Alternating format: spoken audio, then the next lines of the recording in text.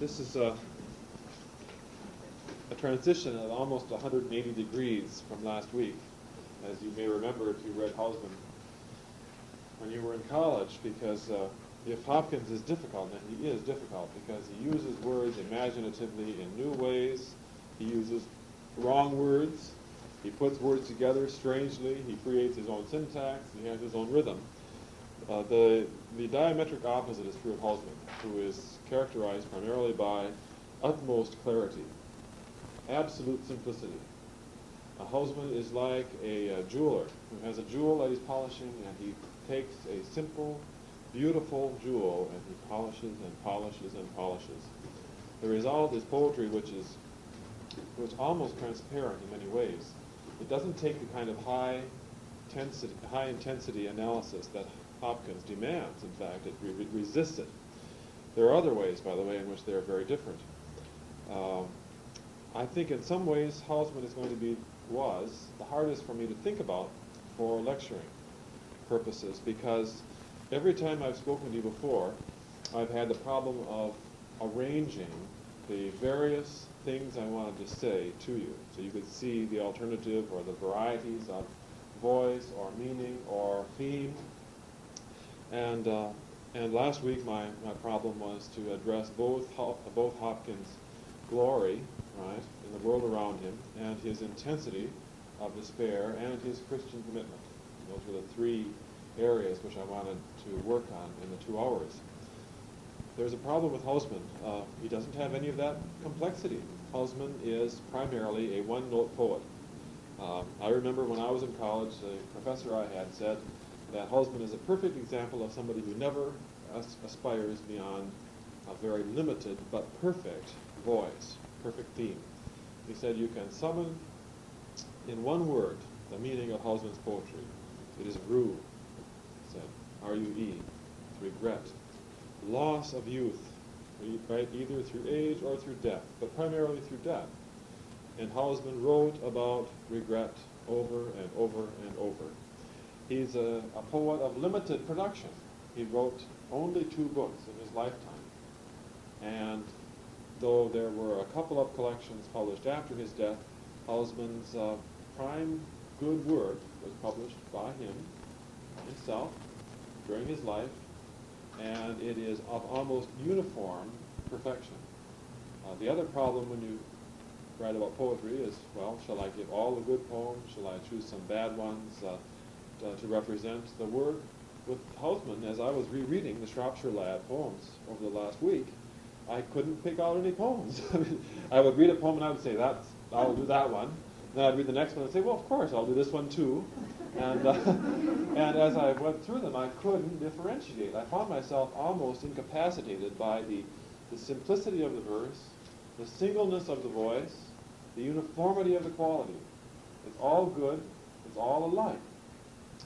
You have a short description of Housman on the first page of the text that I duplicated for you, and I think some of the points that I would make are very true, and I would agree with here.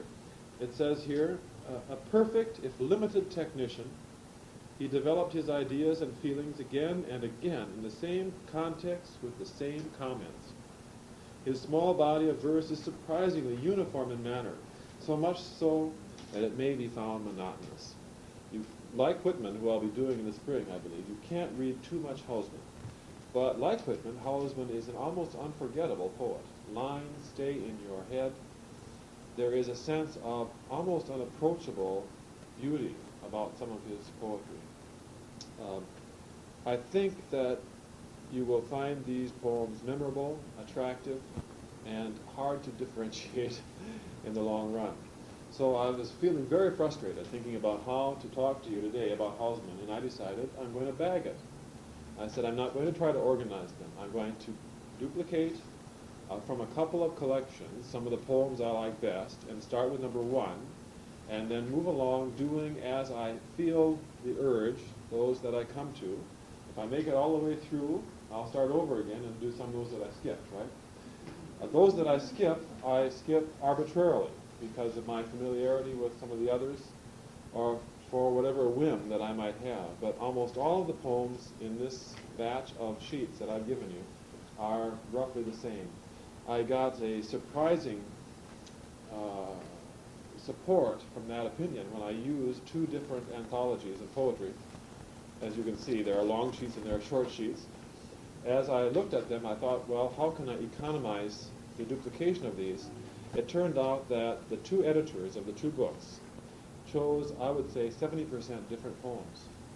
There's very little duplication, though some of the unavoidable ones are in both groups. Every collection has to have Loveliest of trees. For the most part, when editors sit down and are given the task of choosing from A Shropshire Lad, there's no concurrence whatsoever. So once again, you get that sense, well, what you pay your money, you get your choice. So what I propose to do is pretty much read to you, talk probably at less length this week about individual poems than last week, but work to a sense of his beauty, his precision, his limitations, but also the accessibility of them. This, in some ways, will be more of a poetry reading, I think, but we'll see. I have a hard time just reading poetry. I want to talk about it all the time. Some things to notice about Housman. Housman was a professional scholar.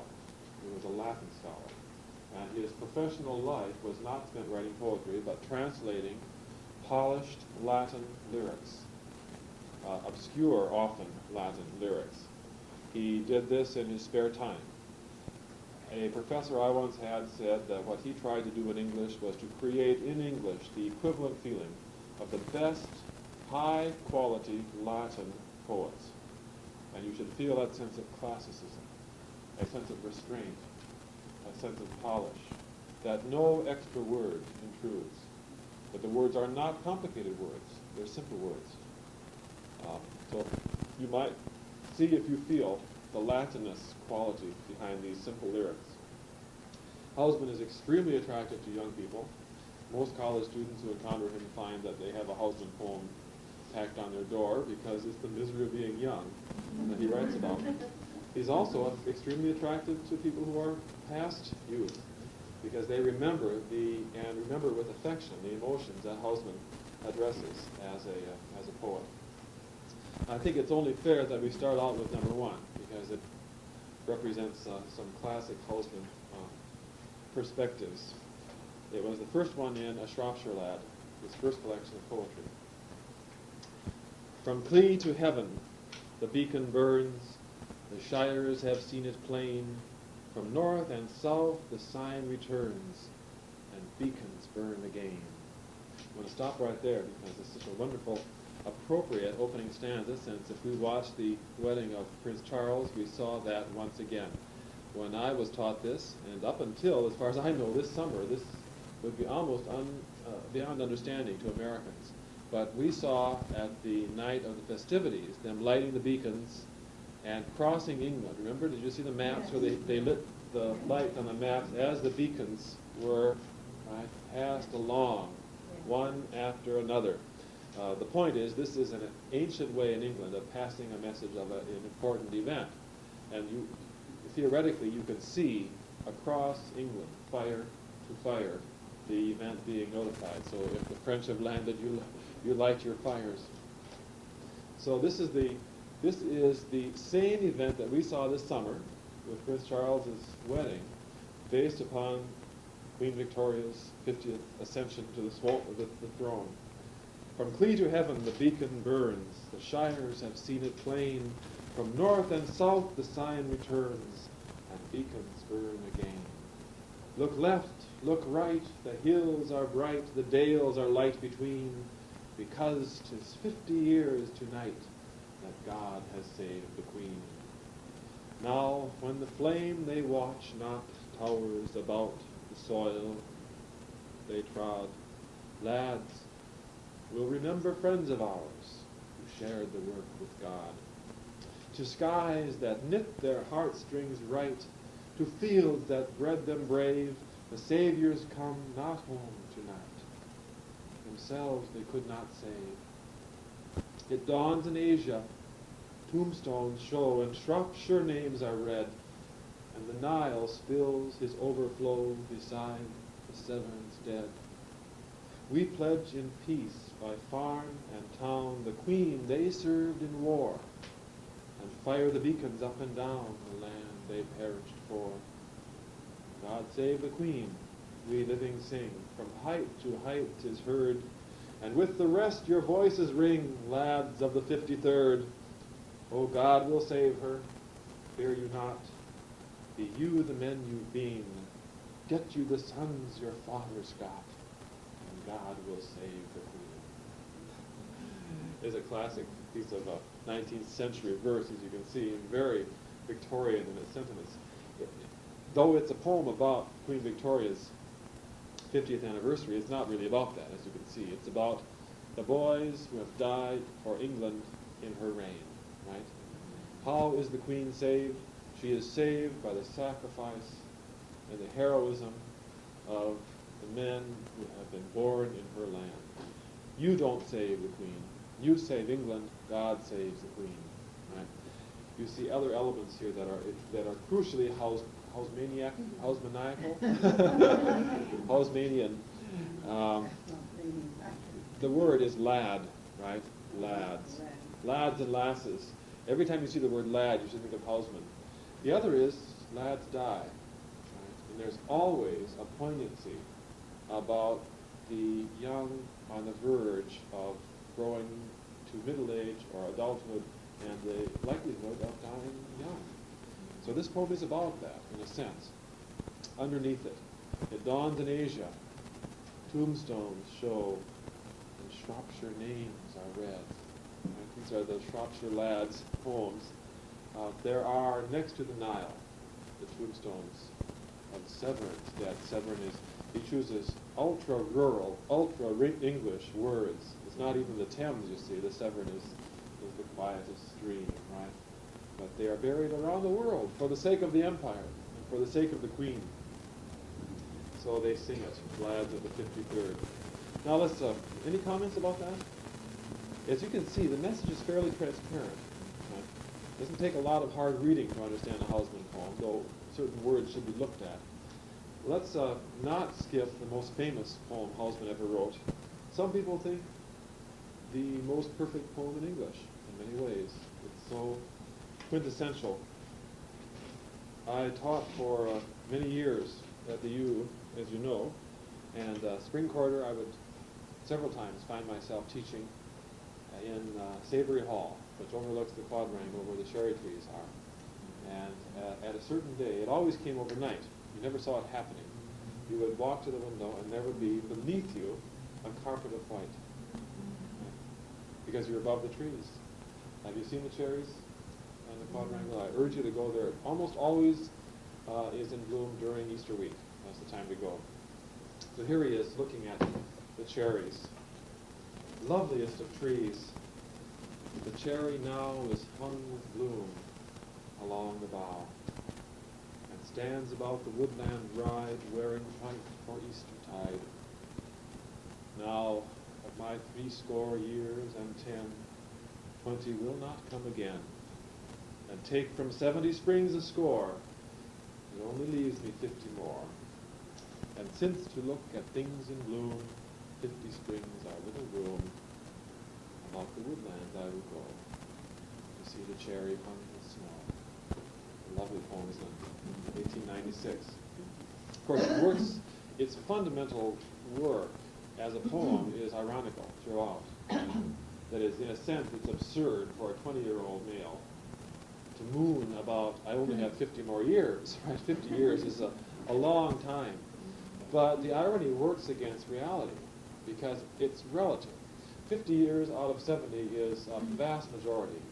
And to be mooning about life passing at the age of 20 is amusing to the majority of human beings, right? But that is relative to human life, relative to value. Turn the poem around. Is 50 years enough years to look at spring? Near enough. Right? The real emotion is in this poem is not I am young and therefore used up. That is not I am old and used up my life, but good Lord, I have one life, right? And I don't have enough. 70 years is the allotment, right? That's the biblical allotment, 70. And the poem's motivation is that sense of shock. I have wasted one of the scores that I'm given. I have missed so many springs. And given the value of the experience, my need is to get out there and take it in, right? I know from my own experience, those cherry trees go like that, right? And I taught there 9 years, and I would guess 4 of those years I missed them entirely. Until someone would say, did you see the cherry trees this year? And I would say, I missed them, right? They're gone, but next year I'll get them. Well, I won't have a next year. I was given only 9 years, half a score, and I regret my failure to go over there and see them. So you see the double, it's a time poem in a sense. Time passing, time given, and then value of how you spend your time. Let's go ahead and read it again and get a couple of points along the way. Loveliest of trees, the cherry now is hung with bloom along the bough. The first word that's important, and I tell students when you read poetry, look for the crucial word in a line or in a phrase. Most words will go about their normal, right, business, and then the poet will put in the word that's important. There are 2 important words, but one more important. The first important word is the first word in that line.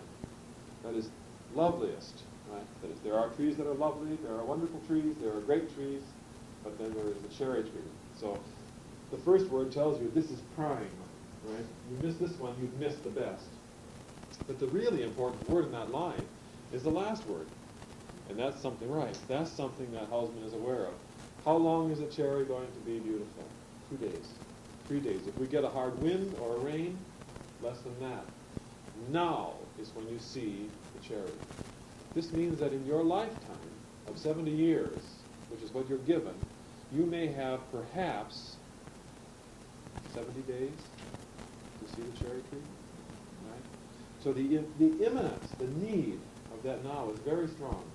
You see how he's done it. The first and the last words in the line. The cherry now is hung with bloom along the bough. The interesting verb here too as well, hung. It should remind you of Christmas, right? Of decorations. Cherries are not hung. They just produce their flowers. But the implication is that there is something that decorates them, right? Makes them beautiful. He doesn't say it, but it's God or nature or something like that. And stands about the woodland ride, wearing white for Eastertide. That underscores that idea of being hung, doesn't it? It's having somebody decorate you. Why do you dress up? It's Easter, right? You put on your best clothes at Easter. So the tree, both as an object of decoration of somebody else, and in the last line, doing it on its own, right? Like a little girl in her Easter bonnet. She's putting on her best show for the most important happy holiday of the year, right?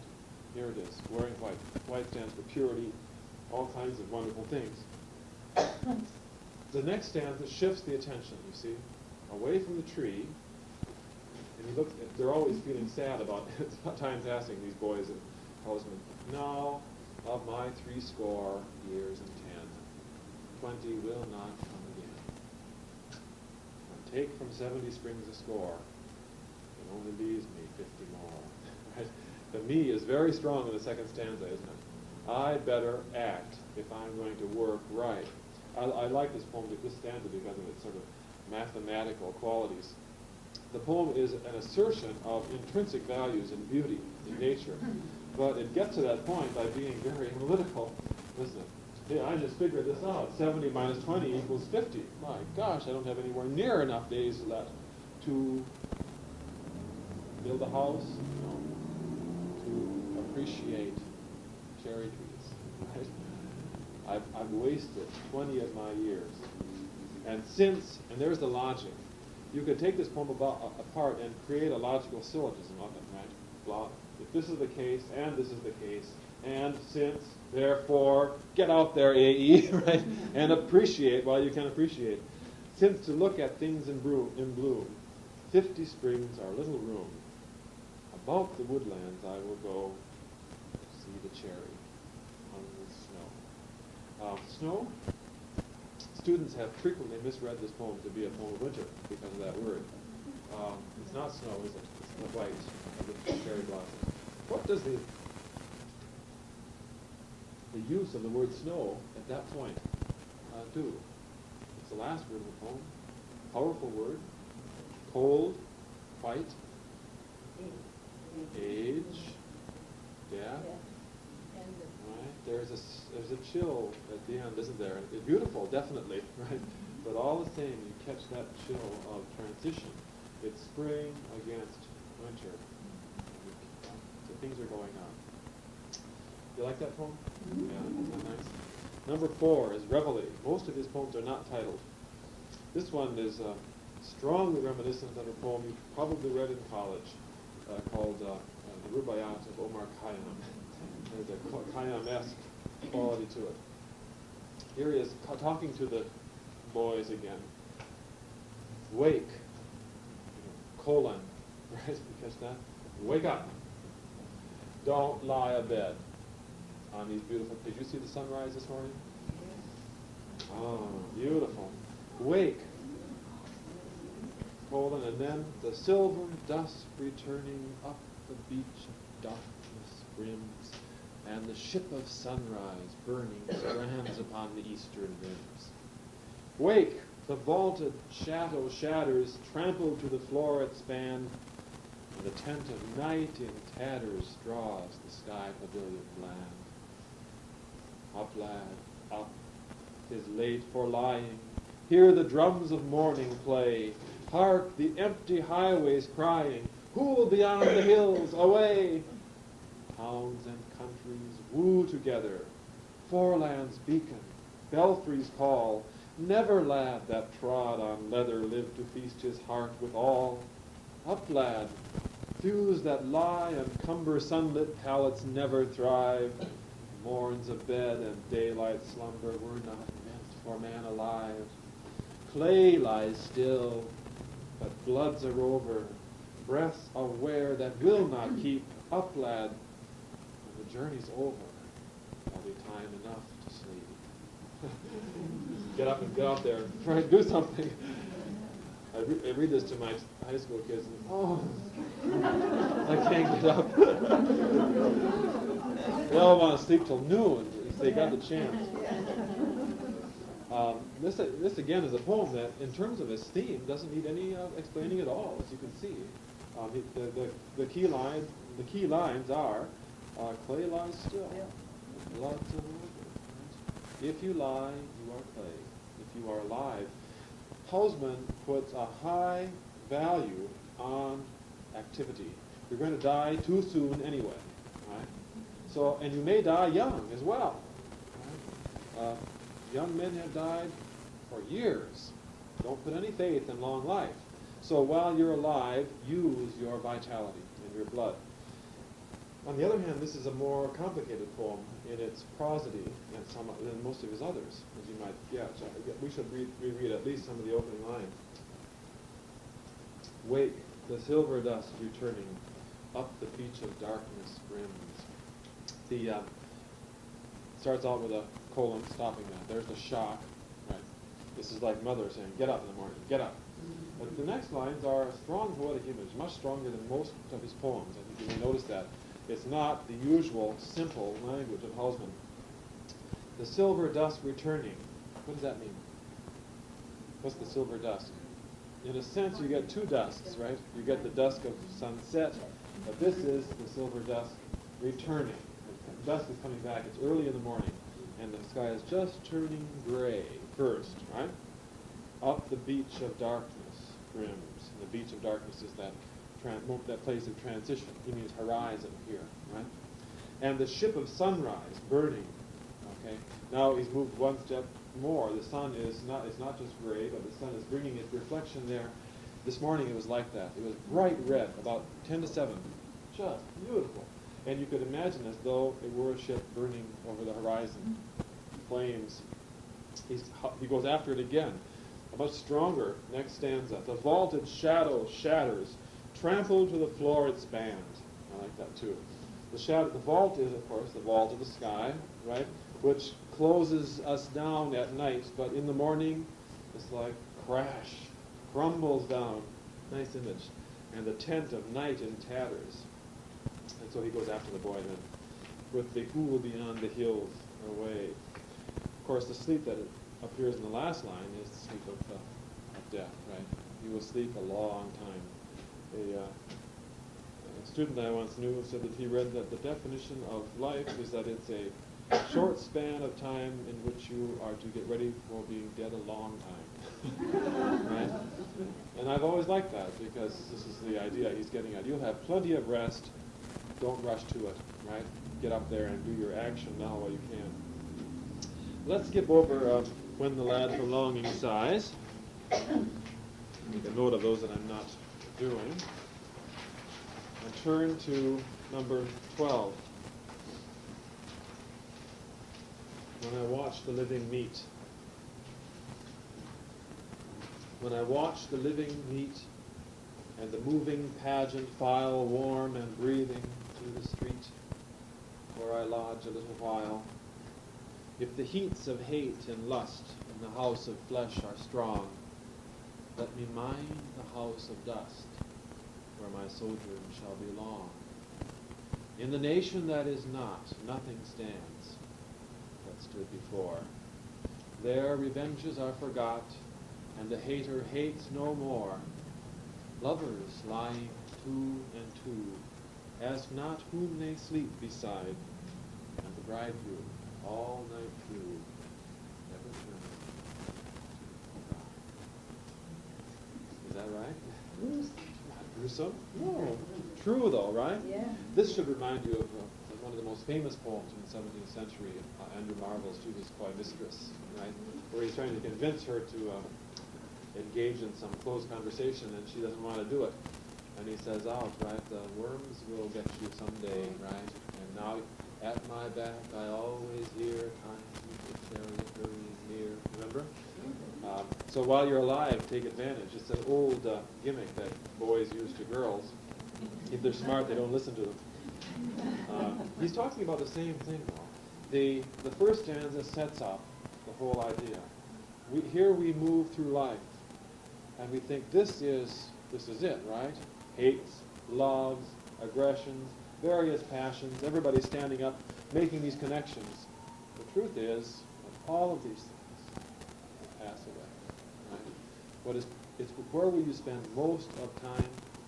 Well, sleeping, or, he says, the sojourn here in the house of dust. What he does is look in the first stanza at the world around him. When I watch, see, looking at it, the living meet in the moving pageant file. Two strong words, they're present participles, right? Living, in a sense, uses a verb here, and moving, people going about their business, warm and breathing, right? We're going to get another reference to that, but it's the opposite. Warm and breathing through the street where I lodge a little while. When he says that, then I think, if the heats of hate and lust in the house of flesh are strong, let me mind the house of death. Mind means what here? Pay attention. I mean, think of. Think again about, right? Remind myself, you might say. But let me ponder.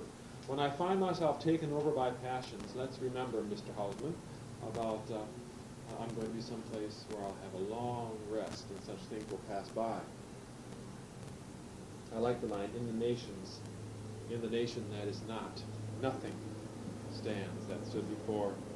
Always reminds me of President Nixon's silent majority. You know, a nation that is not, as long as they don't speak. Where are they? Well, it depends. There's nothing ever.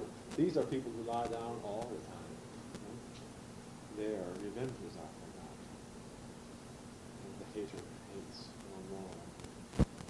Lovers lying two and two, ask not when they sleep beside. And the bridegroom, all night through, never turns to the bride.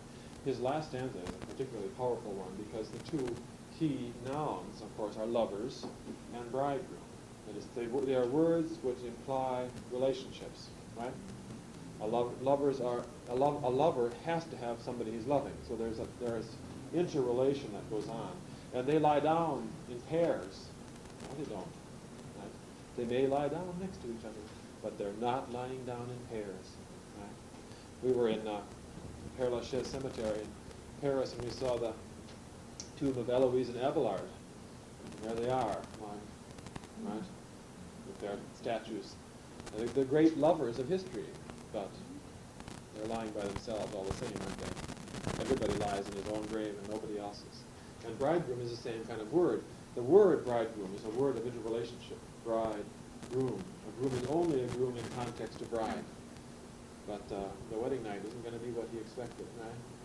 She's lying there, and he's lying. That sense of isolation, very strong. Let's skip there past the careless people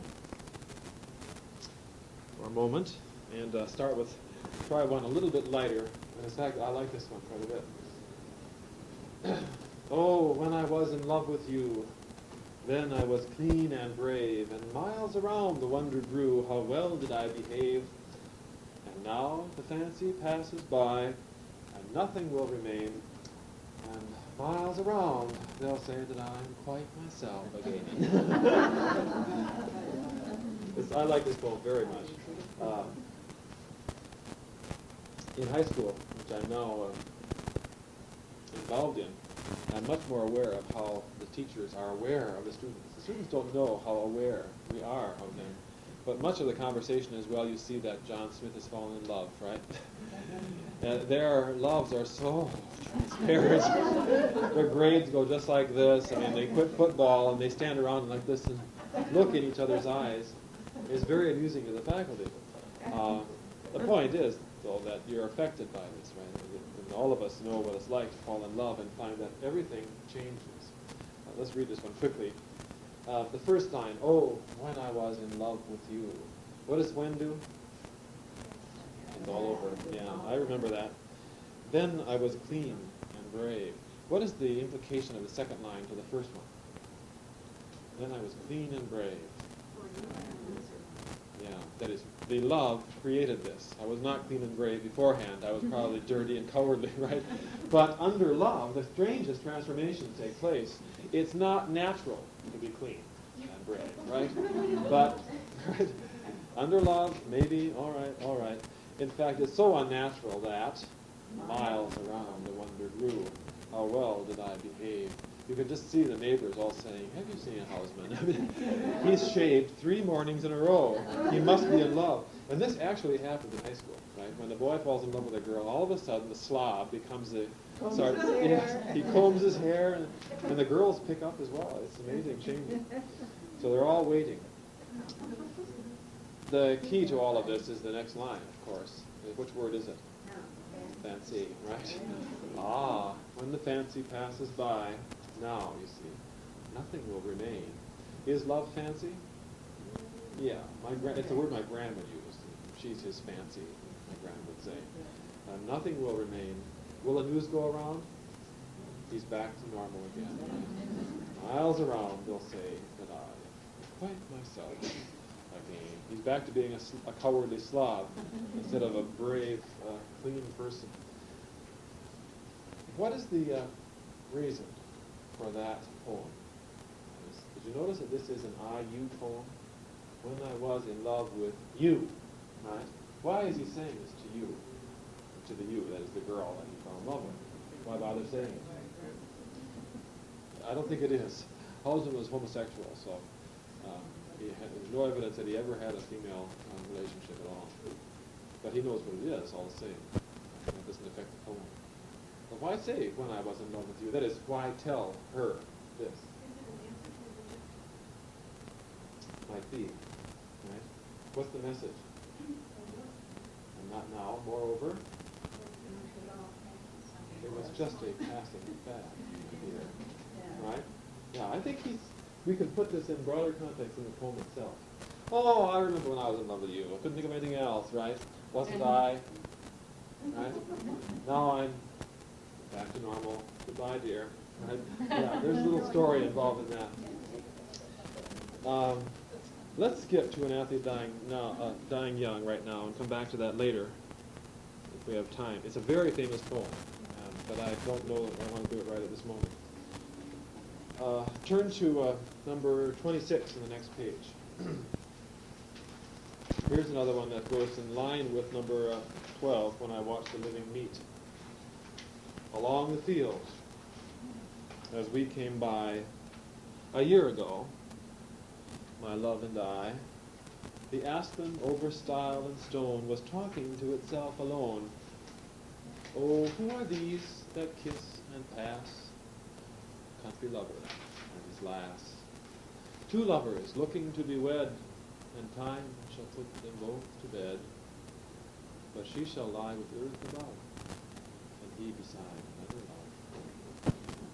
And sure enough, beneath the tree there walks another love with me, and overhead the aspen heaves its rainy, sounding silver leaves.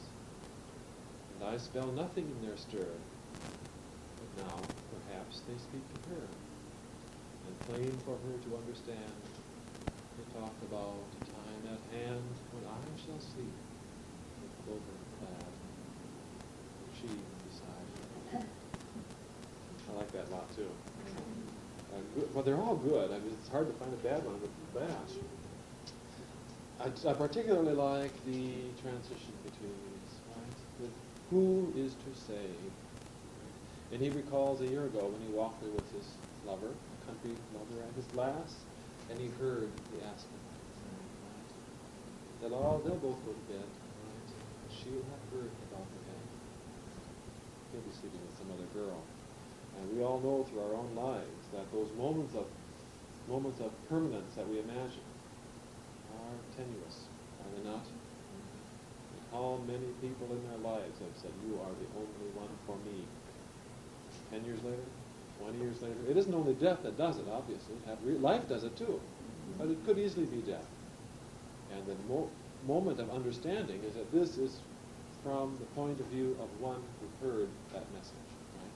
And he's under that same tree. But he doesn't hear anything.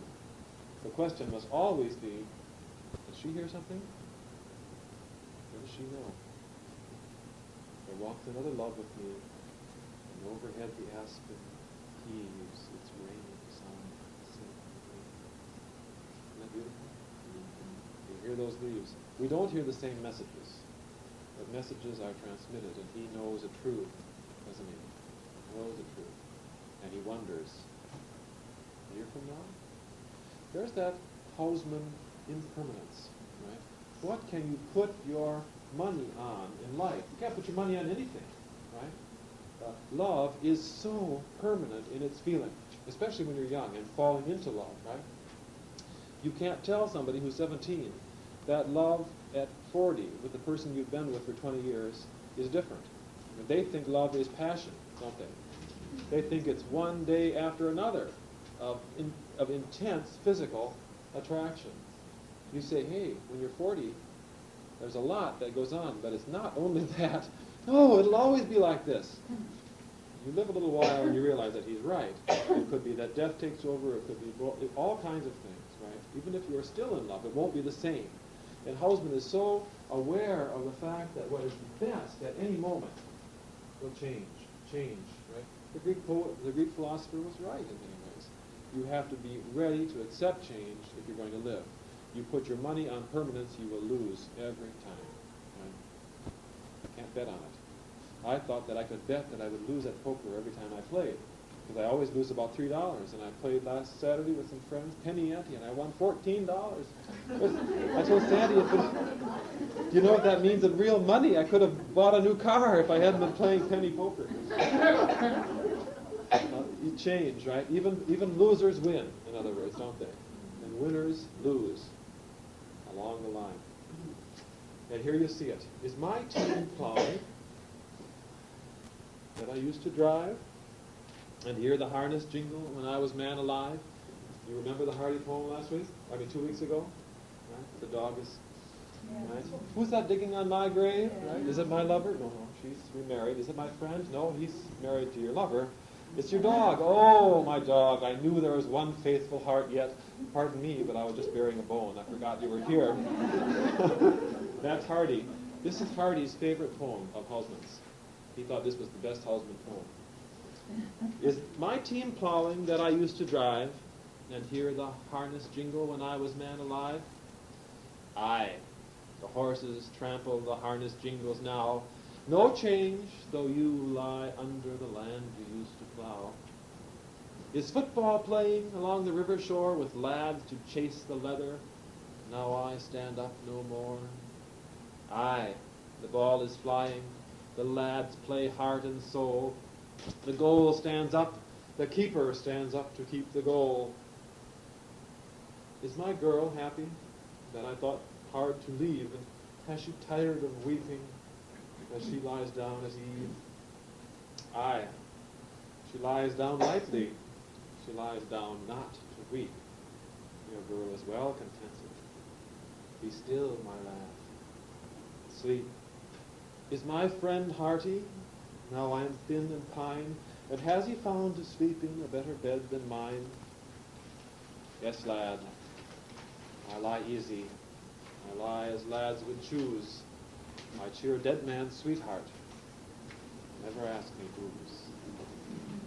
Is he going to ask in the next stanza, whose sweetheart do you cheer? Again, you get these conflicting images. What do we want? And it's the regret in Housman's verse. What we want is permanence, right? We want always, forever, right? Will you be faithful to me forever if I die? Sure. The worst thing you can ask any spouse, right, is never to stop grieving. Who wants that? But a lot of people do. The same idea is going on here. In the Hardy poem, remember Hardy says, I remembered my friend, and friends remembered him. And then as the years passed, I thought that was immortality. But now at 30 years, I'm the only one left who remembers him. What happens? What happens? Where does it go? In a sense, the poem that we're just looking at is a chastisement, right? That is, does the friend who's alive want to hurt the spirit of the friend? No. It is twice we get a warning. Stop asking these questions. Go to sleep. Go to sleep. You are dead. I am alive. Right? And so we see, aye, she lies down lightly. She lies down not to weep. That's a double, right? Not only is she not weeping, she's lying down for another reason. Your girl is well contented. Be still, my lad. Sleep, but he can't, right? Oh, what's she doing, right? How'd that come about? What's my friend doing? Don't ask me, right? Be contented that you have passed on. Don't ask me about it. Town, when the gal comes back, and she says, they don't understand. Yeah, that's right. I'm going to be doing that this spring in my American Lit class. And they don't understand. That is one of the great achievements of that play, is that he verbalizes and gives us the picture of the dead and the living.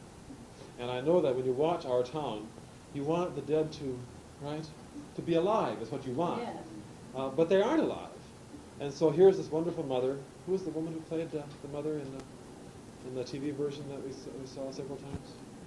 She's the woman on Family who plays yes, Maureen Stapleton plays this wonderful mother. Oh, and then you have the reprise, and you go back, and she's sitting there, and you expect her to be, right? But she's disassociated, right? She's disassociated from all these people that she loved, and it's hard to come to terms with that. It's a very marvelous point to have that happen. The dead are not the living, right? They are not the living. Well, let's skip high the veins of Shrewsbury Gleam and take a look at on Wenlock Edge.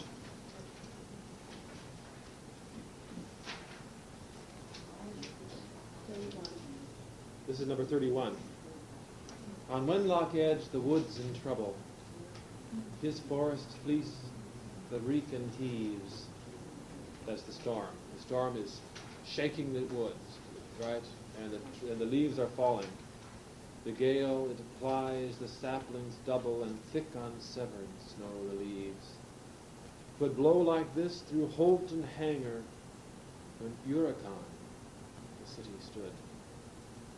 'Tis the old wind, the old anger, but then it threshed another wood.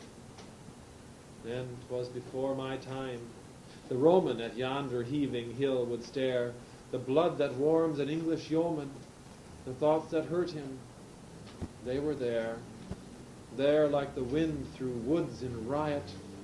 Through him the gale of life blew high. The tree of man was never quiet. Then 'twas the Roman, now 'tis I. The gale it flies, the saplings double. It blows so hard 'twill soon be gone. Today, the Roman and his trouble are ashes over Uricon. It's a very nice poem. Uricon is the Roman town that was at that spot on the Severn River. And he's saying, 2,000 years ago, the Romans stood here and watched the wind whip through the trees of another wood. It is in line with one of the most continuing themes of poetry, and that's the contrast between us and the world around us. We see ourselves as part of nature, remember Emily Dickinson, but we know we are not nature, and that the great pain of being alive in this world is knowing that nature reduplicates itself every year. Why is April the cruelest month, as Eliot says? Because every April we see that new growth comes out of the dead land, and every April I am 1 year older. Every April. You're watching me age right here. I didn't have these gray hairs in my beard when I started here 6 years ago, and I'd like to be, though my picture for my identification, just painted them all out. I'm pleased to see that. So here's that tension, right? Human beings get old and die as they watch the world renew itself. He's talking about that. But this goes against another sense, and that is, Gary may age and die, but the Romans who stood here 2,000 years ago felt the same emotions I feel. There is a continuity, right? That is, in a sense, we reduplicate ourselves just as nature does. The wind blows exactly as it blew when the Romans were here. But the Roman was there, and there is the ego, right?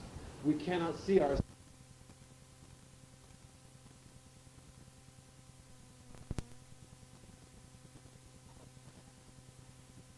Poetry in between the two sides of this tape. Yes. Oh, sure. That'll get to her. Yeah, I just had to play a joke on it. Yes. Turn to page 709, where we were. Number 50, Clunton and Clunbury. This poem, this epigram at the beginning is so fun to say. These are Shropshire villages. Clunton and Clunbury, Clungenford and Clun are the quietest places under the sun.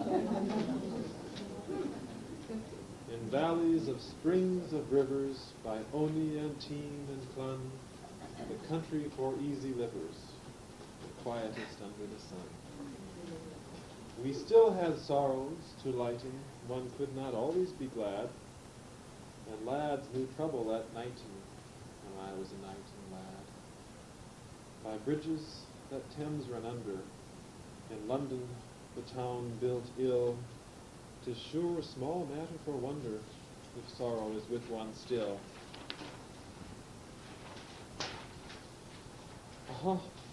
I didn't duplicate the rest of that poem. Can I read it to you? Okay.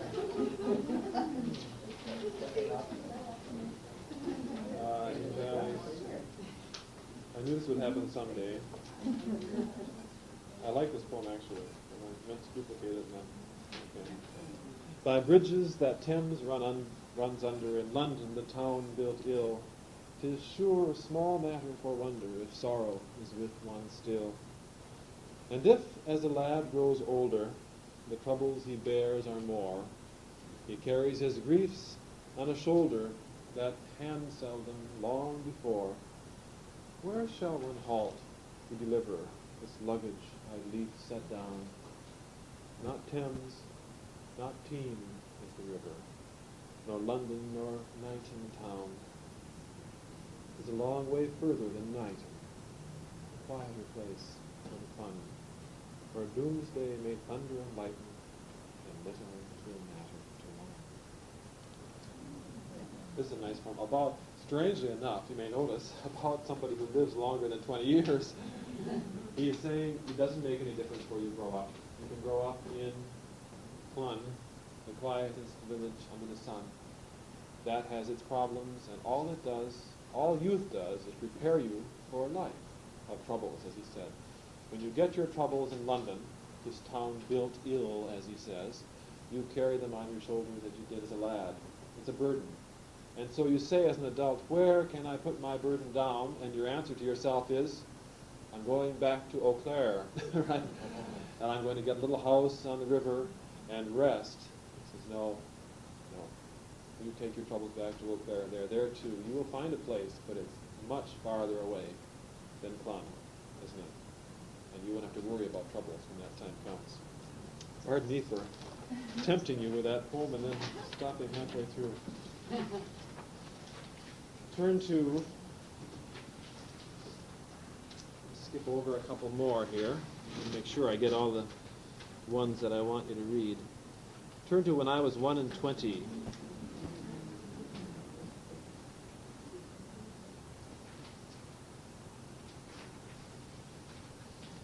I memorized this when I was in college. I'd never learned. It didn't do me any good at all. So, and poetry has limited value, I think. And this is an amusing poem, of course. When I was 1 and 20, I heard a wise man say, give crowns and pounds and guineas, but not your heart away.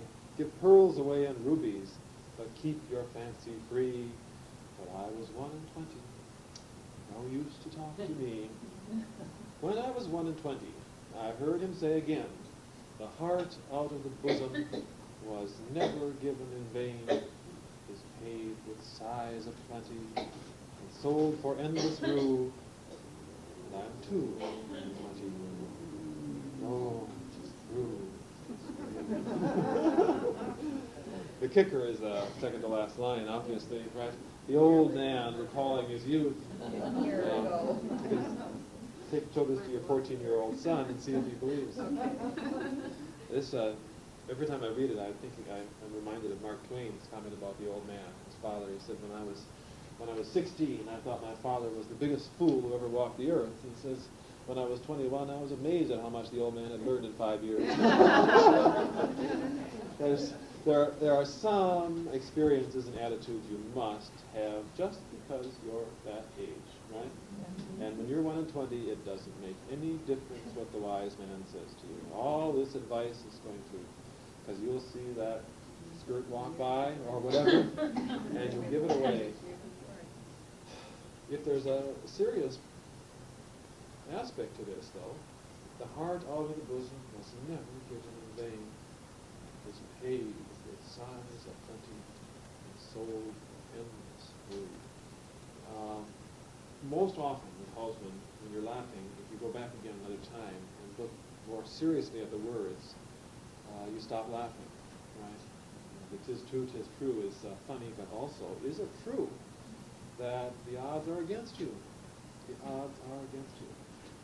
I tell my students that American literature tends to say this. You can have it one of two ways.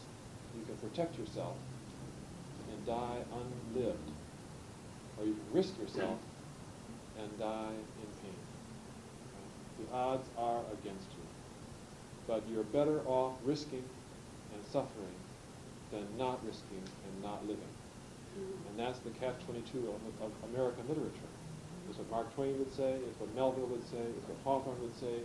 If you don't connect, which is what Forster would say, but he's not American. If you don't connect to other people, you will be nothing. Emily Dickinson's poem, remember? There are those who die never having lived until that moment. Until they die, did not alive become. Because you have to do that, right? You can avoid every other experience in life, but you can't avoid death. It will get life. In other words, life will get you in the end, right? Strange. So you see the point. Yeah, it's true. But all the same, do you want not to love? Do you want not to have emotions, passion, hate? Even those? No, not at all. Okay, turn over. Oh, I got a bad sheet here. Can I trade a bad sheet for a good sheet? All right. Leave that one there. We're on. All right. Think no more, lad. Laugh, be jolly. Think no more, lad. Laugh, be jolly. Why should men make haste to die? Empty heads and tongues a-talking make the rough road easy walking, and the feather pate of folly bears the falling sky. Oh, 'tis jesting, dancing, drinking stings the heavy world around. If young hearts were not so clever, oh, they would be young forever. Think no more, 'tis only thinking lays lads on. Is that good advice? Curious poem. I never know quite what to say about that one when I come across it, because I don't believe, of course, as a poet that he believes that not thinking is a way to avoid seriousness of life. But there's a certain, that is, put it this way, if the inevitability of life is pain and death, then get the most out of it that you can. He's not here talking about quality, as you can see, of life. He's talking about life. If thinking does this to you, then drink, right? Martin Luther said, "He who loves not wine, women, and song remains a fool his whole life long," right? That doesn't sound like a saint speaking, but all the same, it's a certain kind of advice about living as opposed to not living. Let's run through it quickly. Think no more, lad. Laugh, be jolly. Why should men make haste to die? What is the second line attached to the first line at all? Oh. That thinking hastens your death. So that you How can would go it- on longer and you could be happy longer if you just don't even bother. If thinking hastens dying, is there a mechanical relationship, do you think? He seems to be saying that, right? If you stop laughing, stop being jolly, and start thinking, then you are dying. Yeah. Dying. You're not enjoying life. Is so it- you might as well be living. Well, body versus soul, mind versus. You start thinking in terms of what are the alternatives? Is living, laughing, and being jolly? Now and then. Empty heads and tongues a-talking make the rough road easy walking. Is that advice? Right? You can just see the image, right? You've got a lot, and this is true, is it not? You have a long walk and it's rough. You're a lot better off to go with a friend, right? And just chew the fat the whole time, right? How easy you could walk from here to Tacoma if you've got somebody to walk with, right? Oh, I remember back, blah, blah, blah, blah, blah, and before you know it, oh, we're here already. But empty head, right? Even the word a-talking, right? Tongues a-talking. Not, he doesn't say conversation. He says blah, blah, blah, blah, blah, blah, blah, right? Every time I read that, I always think about other things when I'm reading poetry. I'm reminded of The Music Man, where they have the women gossiping, remember? Pick a little, talk a little, pick a little, talk a little, pick, talk a lot, right? No, blah, blah, blah, blah, blah. Right? Balzac. Remember? So you get this, I think of that when I read this, as if this were a way of, it is a way of indirection, though, is it not? Is it not? Don't tell me those things, right? Don't interfere with my mind. I think most of us know that it's sometimes worthwhile not to think about certain things. My wife and I have I think a sort of serious disagreement about parenting in certain ways. And this has gone on ever since our son was born. And I don't think we're going to solve it. And so we have solved it by not talking about it. And there's a reason for it. I'm certain that if we pushed ourselves against it, it would damage our marriage seriously. And so we choose to put in abeyance. The children will be here for 18 or 20 years, and then it won't be an issue, right? And so far as we can, we live with our disagreement for now. Maybe there is some advice here, at a different level. And the feather pate of folly bears the falling sky, right? You see that? The feather pate is This should remind you of Chicken Little. You're all right. Well, what keeps it up? Right? Good times, right? Good times. Oh, 'tis jesting, dancing, drinking, spins the heavy world around. If young hearts were not so clever, oh, they would be young forever. What does that mean? If young hearts were not so clever. Too clever in what way? And thinking, yes, but thinking of hearts. What do young hearts want to do? No, cheating out of No. They're so smart. Young hearts think they're smart. They think that what they want to do is get old. Right? What they want is independence and maturity. My students, they're 17, they're already thinking, boy, when I'm free of my parents, boy, when I'm on my own, boy, oh boy, am I going to have... I told them, hey, you're living in the prime of life right now. Right? You can be as childish as you like and still approach maturity, right? Yeah. They don't see that at all. That is, they think it's wisdom to want to live at another time, right? To want to be, when I'm 25, then, right? No. When you're 18 is when you are. You see, Housman is, in a sense, making that same message. You live now, and this time, you don't plan on it. Don't plan on what's going to be like when you're 30 or 40. Right? You live now. If they were not so clever, they would be young forever. What you would be doing is saying, this is my life, I'm going to stay right here. But young, youth is internal, as you can see. You can't stay young forever. Right? But a certain attitude towards nowness is a way of keeping young. Right? Is it not? Think no more. Is only thinking there is not. Well, Terence, this is stupid stuff, his longest poem. Very nice poem, and I don't know if I want to read it all the way through at first, or we'll see how my... it starts out with somebody speaking to him. Somebody has been reading his poems, all right? And this is a poem about his poetry and his defense of the kind of poetry he writes. Terence is Housman. Terence was a Roman poet, and he's taking the name as indicative of his scholarly Roman Latin traits. Terence, this is stupid stuff. You eat your victuals fast enough. There can't be much amiss, 'tis clear, though to see the rate you drink your beer. But, oh, good Lord, the verse you make, it gives a chap the bellyache. The cow, the old cow, she is dead. It sleeps well, the horned head. We poor lads, 'tis our turn now to hear such tunes as kill the cow. Pretty friendship 'tis to rhyme your friends to death before their time. Moping, melancholy mad, pipe a tune to dance to. It sounds like it, doesn't it? Melancholy.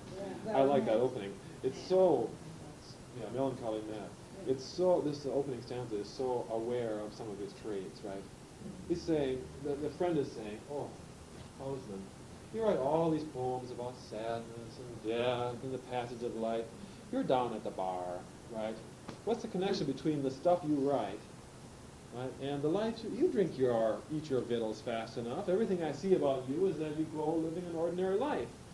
In a sense, the accusation is your life denies the message of your verse. And the verse you write is enough to drive a person crazy, right? The cow, the old cow, it is dead. Oh boy, oh boy. He says, we poor lads, it's our turn now to hear such tunes as killed the cow. And this is his response. His response is more serious than the question. You'll notice this right away. Why, if 'tis dancing you would be, there's brisker pipes than poetry. Say, for what were hop yards meant? Why was Burton built on Trent? What are hop yards for, by the way? It's built to make beer. Beer, right. And Burton on Trent is a famous beer city. His first response is, hey, you want to have a good time, don't come to a poet.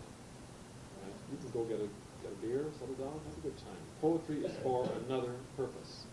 If it's dancing you would be, there's brisker pipes than poetry. Say, for what were hop yards meant? Or why was Burton built on Trent? Oh, many a peer of England brews livelier liquor than the Muse, and malt does more than Milton can to justify God's ways to man. Is that true? Ale, man. Ale is the stuff to drink for fellows. hurts to think. There's the point. If it hurts your head, think about life. Go have a rainier ale. I tell my students a can of Green Death before I read their papers makes it a lot easier, right? So if you can't stand it, you take a tall, cool one and settle down. But if you think, that's the problem. You see, Housman says you can't live forever drunk.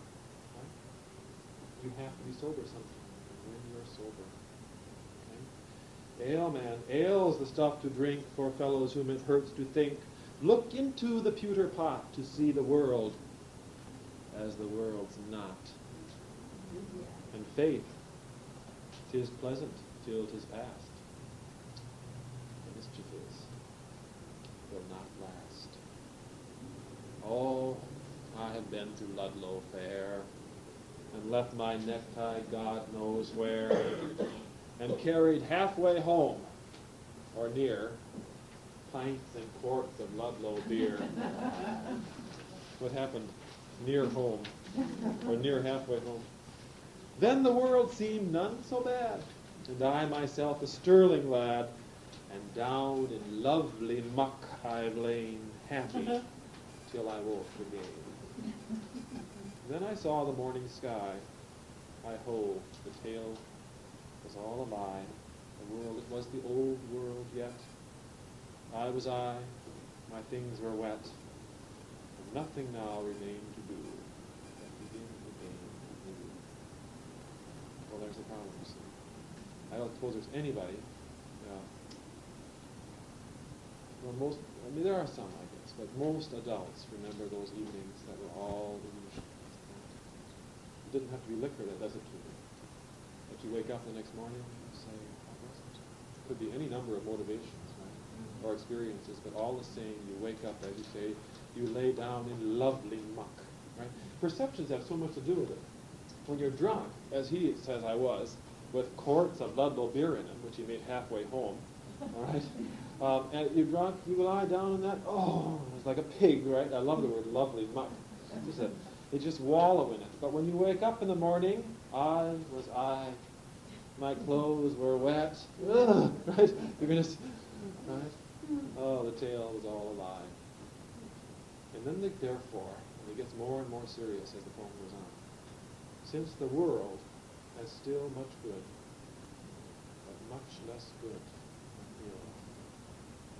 But while the sun and moon endure, luck's a chance, if trouble's sure. I'd face it as a wise man would, and train for ill, and not for good. 'Tis true, the stuff I bring for sale is not so brisk a brew as ale. Out of a stem that scored the hand, I wrung it in a weary land.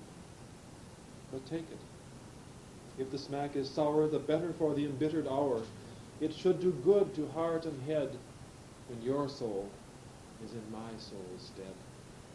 And I will friend you, if I may, in the dark and cloudy day. It's a nice thing. Where does he get it? He says, I wrung it out of a stem that scored my hands. It's the image of, still sticking with wine or beer as an image, right? The poetry I make, I got out of briars. In every one, I squeeze the juice from hurt me. But it's here for you. It may taste bitter, but there are times. Remember, Robinson's Cliff Klingenhagen, who takes wine and a glass of wormwood, right? Bitter, and without even saying, which one do you want? He takes it down the bitter. I'm sorry. He says, I don't know why he did that, but I wonder if I will ever be as happy as Cliff Klingenhagen is. Remember? Something to do with the same message, I think. And so he gives us a parable at the end. There was a king reigned in the east. There, when kings will sit to feast, they get their fill before they think with poisoned meat and poisoned drink. He gathered all that springs to birth from the many venomed earth, first a little, thence to more, he sampled all her killing store. And easy, smiling, seasoned sound, sate the king when healths went round. They put arsenic in his meat, and stared aghast to watch him eat. They poured strychnine in his cup, and shook to see him drink it up. They shook, they stared as white's their shirt. Them it was their poison hurt. I tell the tale that I heard told. Mithridates, he died old. You hear the story of Mithridates? This is what, well, that's true. Mithridates supposedly made himself immune to poisons by gradually taking every poison that was known. So his body was, it's a version of inoculation. And since he knew that to be king, as he say, every time you sit, you take your fill of poison eat and poison drink. I like that line a lot. He just gave everything in his system, and all through his life, he's down the street line, down the arsenic, and smiled. They shake because he's so unbelievable a phenomenon, right? Them it was their poison hurt. I tell the story I heard told. Mithridates, he died old. What did he do? He planned for life. And what he's saying is that these poems are preparations for life. Since there is good in this world, but much more ill, I plan for ill. Luck's a chance, but trouble is sure. Mark Twain says that life is like balancing. Good on the one side, bad on the other, right? Happy experiences, sad experiences, except it isn't balanced. That the balance is that for this much happiness, God gives you that much misery. Right? That's that image of the turn of the century. And you better know it, because you're going to pay for every happy moment. And Housman is saying somewhat the same thing. You read my poems, the day may come when you are glad you have them yet. Right? Glad to know that others have lived these, others have suffered, others have had pain. It becomes an antidote. What is damning and destructive is the sense, this is only happening to me. Right? Nobody else has suffered. Nobody else has lost. Nobody else is in misery. This has been suffering. In fact, what makes it possible to live through suffering and loss is knowledge that it is not individual, it is universal. And everybody loses. My students say, I don't know what I would do if my mother died. It would kill me. Okay, everybody's mother dies. Unless the alternative happens, the daughter dies. Right? That is, what's worse is for the children to die, not the mothers. Right? Mothers are supposed to die first, because the older generation goes. But they don't see that this is, there's plenty of poetry and experience to say, I will share this with mankind, if I'm lucky. And I would not want to do to my mother what it would do to her if I went first, because I was given my wish, I don't want to lose my mother, right? Well, let's go to the next one. This one I had typed up too when I was in college. Yonder, see the morning blink, the sun is up, and up must I, to wash and dress and eat and drink and look at things and talk and think and work, and God knows why. Oh, often have I washed and dressed, and what's to show for all my pain? Let me lie abed and rest. 10,000 times I've done my best.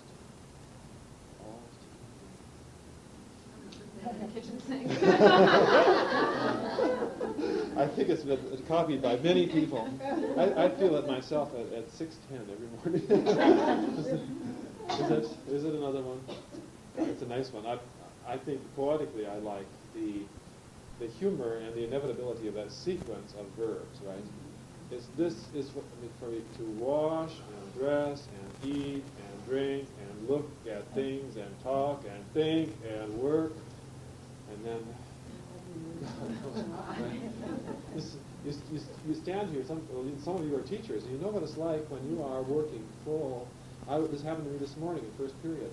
I'm talking about James Fenimore Cooper and reading Mark Twain to them and Fenimore Cooper, and I'm really enjoying it. And I look down, and here Kathleen Bradley is doing her history, right in front of me. And I said, Kathy, what are you doing? They know that this is just It just infuriates me when students do other classes' work in front of me. I said, take your book, go to the dean, do your history in private. Please, Mr. Culbert, go. And as she goes, I think, why am I wasting my energy? Right? You know what that feeling is? It was only one, but it happened the other day in the other class, and the girl kept on writing while I was talking, and I went over after 3 polite requests and saw, dear Kathy, I think John is cute. Don't you think he's cute? And that is the first time in, I would say, 6 years I've lost my temper in class. If she had been doing history, I would have just have said, you know, but at least that's work. But to see this, I just blew up. At a Catholic high school, I said, Michelle, this is shit. I said, I won't stand for it. God. I was just like this. I was so mad. And it ruined the hour. Just ruined the hour. So he's talking, what I'm saying is that this is a message for all of us. However much we love our work, and I do love it, and I seldom get up not wanting to go to school. I know the feeling, and here is an example of what the poem we just read is saying, right? You are not alone in feeling another, whatever it is. Sandy says, another batch of clothes to wash. Right? When will I be finished? It'll be too soon, whatever it is, right? It'll be too soon. Okay, here's another one, 93. I love the opening lines of this one, except the last line. And that's all right too, but this opening 2 lines is beautiful. The chestnut casts his flambeaux, and the flowers stream from the hawthorn on the wind away. The second line in particular, isn't that beautiful? The flowers stream from the hawthorn on the wind away. The door is clapped to, the pane is blind with showers. Pass me the can, lad, there is an end of May. There's that Housman posing him, right? The end of May, all of a sudden, bam, it goes out like a lion. This is May. The flowers go down in showers, don't they? Right? And what do you do when it's May? Pass the rainier, right? Here's to May. Right? Away it goes. There's one spoilt spring to scant our mortal lot. We're back to the 50 springs, right? Here's another one gone. One season ruined of our little store. May will be fine next year, as like as not. Oh, aye, but then we shall be 24. And it's way too late, right? Over the hill and away. There's one spoiled spring to scant our mortal lot, one season ruined of our little store. Housman is aware of the humor here, I mean, obviously. We, as people older than 24, know the ridiculousness of a 23-year-old saying, well, that's it. Next year I'll be over the hill, I'll never have another spring again. But all the same, the emotion of being 23 and thinking next year is over the hill, right, is real. My older sister looked with loathing at 30. Now she looks with loathing at 50, right? And she's still on the way.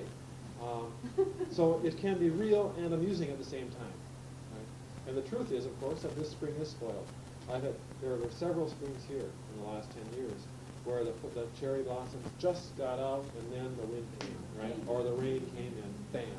And you feel so cheated, don't you, of the spring when that happens. Happens in the fall as well. And right now, the maples are almost just right. And I know we're going to have a big rain. It's going to ruin it all because we don't live in Vermont. Right? It's not Vermont either this year. Is that right? Right. Now he's going to give us some consolation for this poor fellow. We, for a certainty, are not the first to have sat in taverns while the tempest hurled their hopeful plans to emptiness and cursed whatever brute and blackguard made the world. It is in truth iniquity on high to cheat our sentenced souls of aught they crave and mar the merriment as you and I bear on our long fool's errand to the grave. Iniquity it is, but past the can, my lad. No pair of kings our mothers bore. Our only portion is the estate of man. We want the moon, and we shall get no more.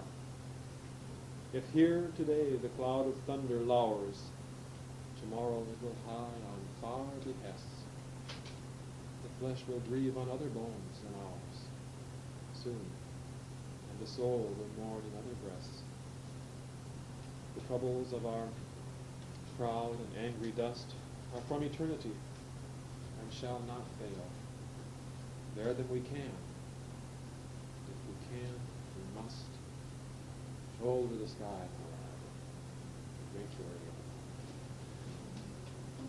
ale. I'm not sure how he's able to come around to that double pose, right? On the one hand, there is this intense seriousness about how you make it through life, right? We don't have any choice. We must survive.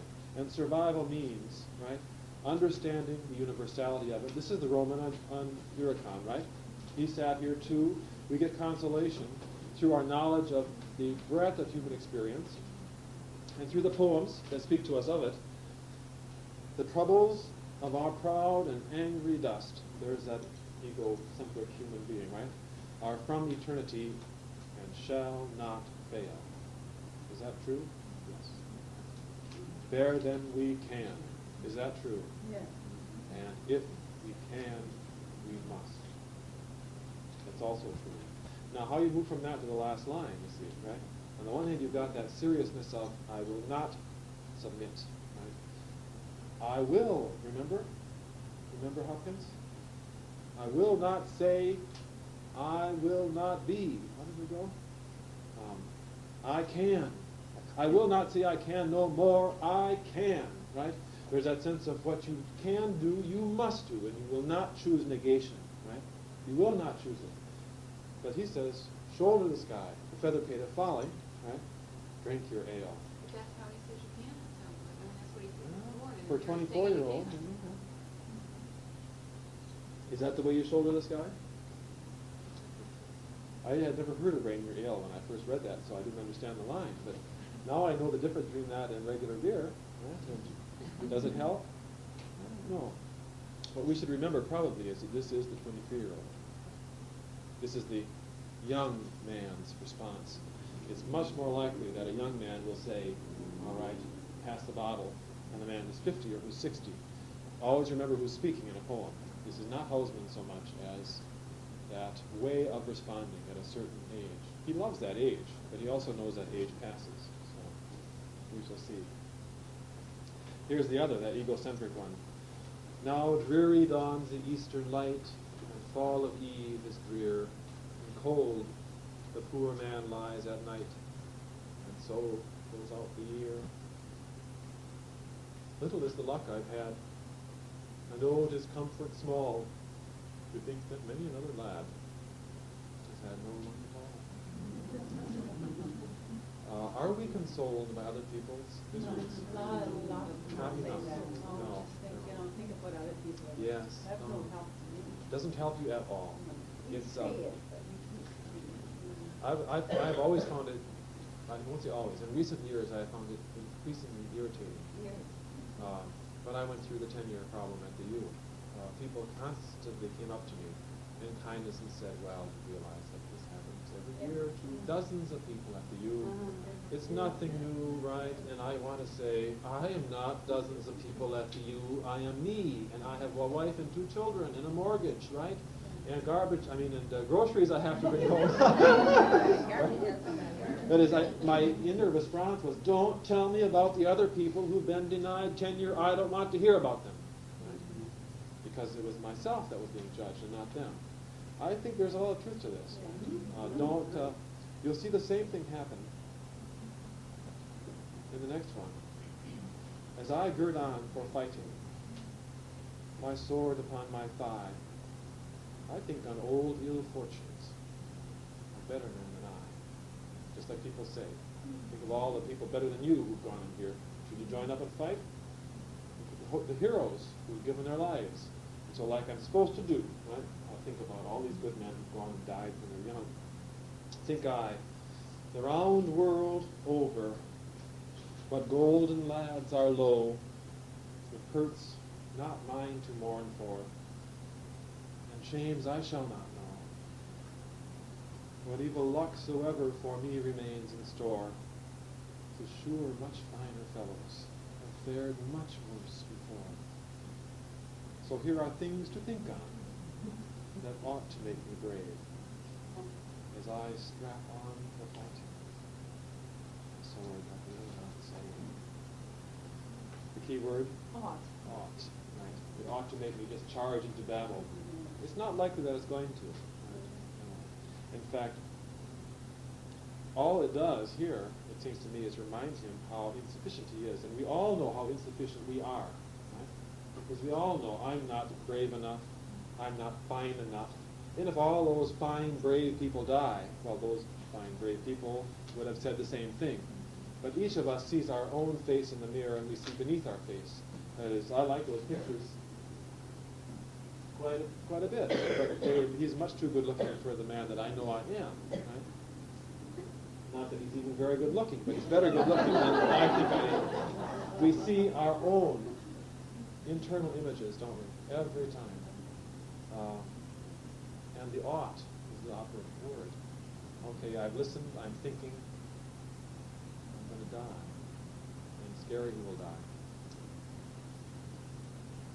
The rain, it streams on stone and hillock. The boot clings to the clay. Since all is done that's due and right, let's home. And now, my lad, good night, for I must turn away. Good night, my lad, for naught's eternal. No league of ours, oh sure. Tomorrow I shall miss you less, and ache of heart and heaviness are things that time should cure. Over the hill the highway marches. What's beyond is wide. Oh, soon enough. Behind and not remembrance and the faithful thought that sits the grave beside. The skies, they are not always raining, nor gray the 12-month through, and I shall meet good days and mirth, and range the lovely lands of earth with friends more rich than you.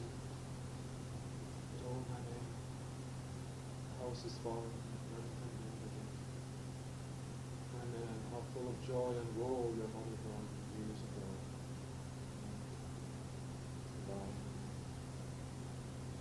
And I like that one. I can hardly talk about it because it always makes a lump in my throat. It's the same poem. You see my problem with talking about Housman. He says it over and over again, and they're always so nice and so beautiful, but goodbye, I will love you forever. Emerson talked about this. Did we do Emerson? If I could make it perfect, I would take the worst one.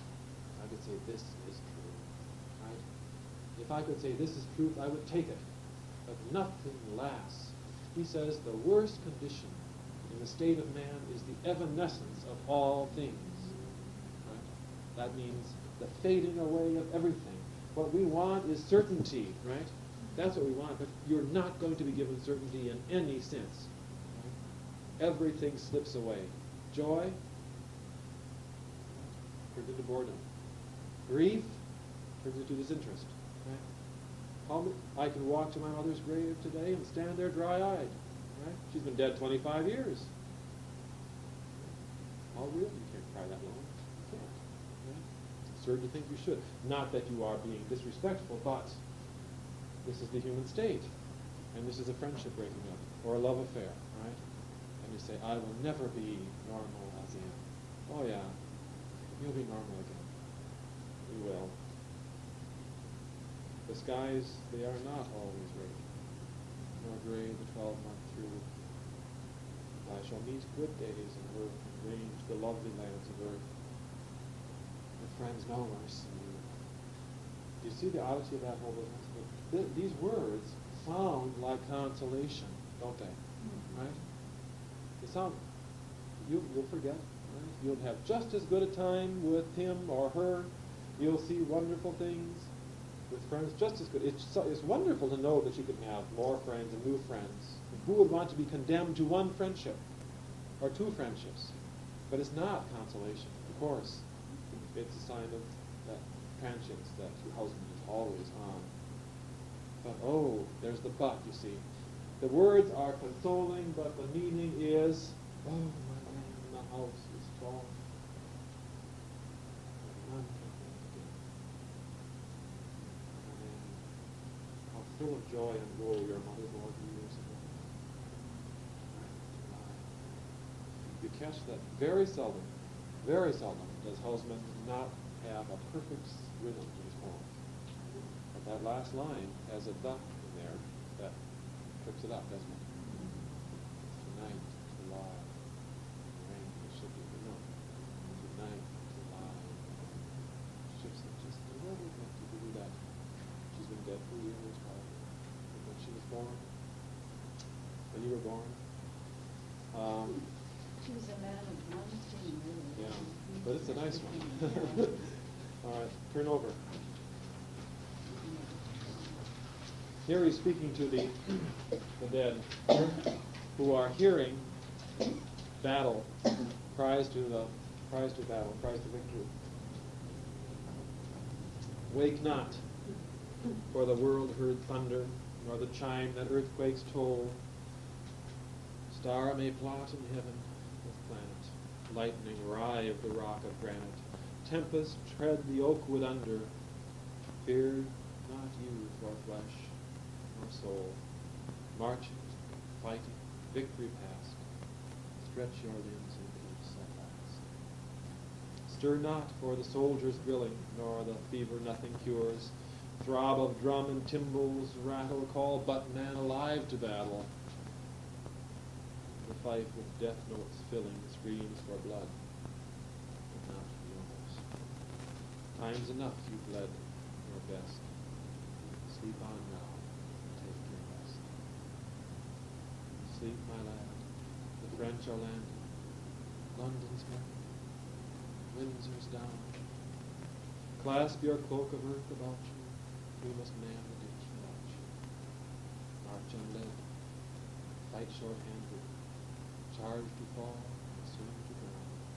Duty, friendship, bravery, or so away now. It's a good poem too, as you can see. He picks the greatest fears of Britain. He's speaking to the British, French. For centuries, the British have waited for the French to land, since Napoleon, you name it, crossing that channel. But here they are, every man to the flag, right? Every man up. Sorry, not you. Rest. London's burned. London burned. Long after this. Windsor's down. Turn to. I'm going to read you a couple that I didn't duplicate. Missed them. Because I don't want to miss them, and then we'll end up with one or two nice ones, maybe. This one is one that comes to me every time I see the stars falling. If I can find it here. Oh, I'm in the wrong one. I've got to get some more poems. I have it mostly memorized, and when we watch the showers, star showers in August, I always think of this one. Stars, I have seen them fall. But when they drop and die, no star is lost at all from all the star-sown sky. The toil of all that be helps not the primal fault. It rains into the sea, still I see its fall. All that rain hasn't done anything to the sea at all. The crucial line is the hard one. The toil that all that be helps not the primal fault. However much we work to redeem ourselves from our sins, or our primal sin, whatever it might be, there's no effect on it. First images of stars falling. You've seen them fall and fall and fall. Never been one missed yet. Still the rain pours and pours into the sea. Still the sea is salt. That's a nice one. I forgot to dig out and put in one of his most famous poems. Oh, I didn't have others. I'm not the first in that batch, did I? Did I have that one there?